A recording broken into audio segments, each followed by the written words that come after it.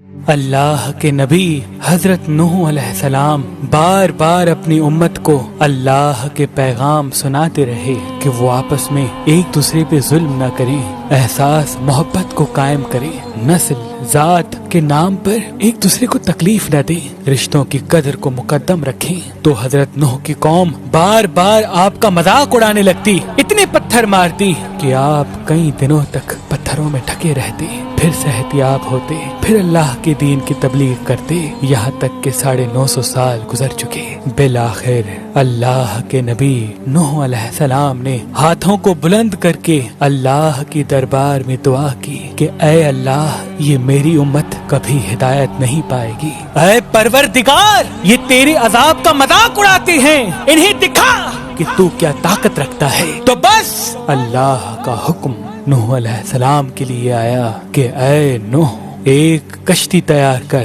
اور اس میں پورے جہان کے چرند پرند کو اور ان انسانوں کو شامل کر جو تم پہ ایمان لے آئے۔ تو یوں اللہ کے نبی حضرت نوح علیہ السلام نے درخت اگائے اور کشتی بنانے میں لگ گئے۔ وہ پوری قوم ہنستی رہی اور نوح علیہ السلام اللہ کے حکم کو تسلیم کر کے اپنے فعل میں مصروف رہے۔ تقریباً 100 سال کے بعد وہ کشتی تیار ہو گئی اور نوح علیہ السلام تمام چرند پرند کے جوڑوں کو ان کشتی میں سوار کر ہی رہے تھے کہ اتنی دیر میں سانپ اور بچھو آپ کی خدمت میں حاضر ہوئے اور کہنے لگے، اے اللہ کے نبی، اس نجات کی کشتی میں ہمیں بھی سوار کرو۔ اللہ کے نبی نوح علیہ السلام نے فرمایا، تم تو انسانوں کو تکلیف دیتے ہو، ان کو کاٹتے ہو۔ تو یوں سانپ اور بچھو رو کے اللہ کے نبی سے عرض کرنے لگے کہ اے اللہ کے نبی، آپ ہماری نسل کو بچائیں، ہم آپ سے وعدہ کرتے ہیں کہ جو بھی انسان سلام علی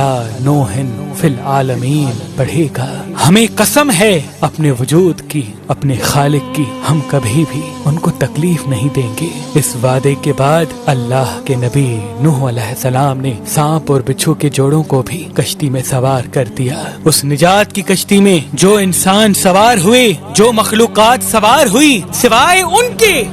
سب اللہ کے عذاب کے سبب فی النار ہو گئے۔ طوفان تھمنے کے بعد اللہ کے نبی نوح علیہ السلام نے زمین کو پھر سے آباد کیا، ہر مخلوقات زندگی بسر کرنے لگی، لیکن اس آیت کو کسی بھی حیوان نے آج تک نہیں بھلایا، اور اللہ پاک نے اپنے کتاب کی سورہ صفات میں اس آیت کو محفوظ کر دیا۔ آج بھی جنگل بیابان میں جب بھی کسی سانپ، بچھو یا حیوان کے سامنے جب اس آیت کو پڑھا جاتا ہے کہ سلام علی نوح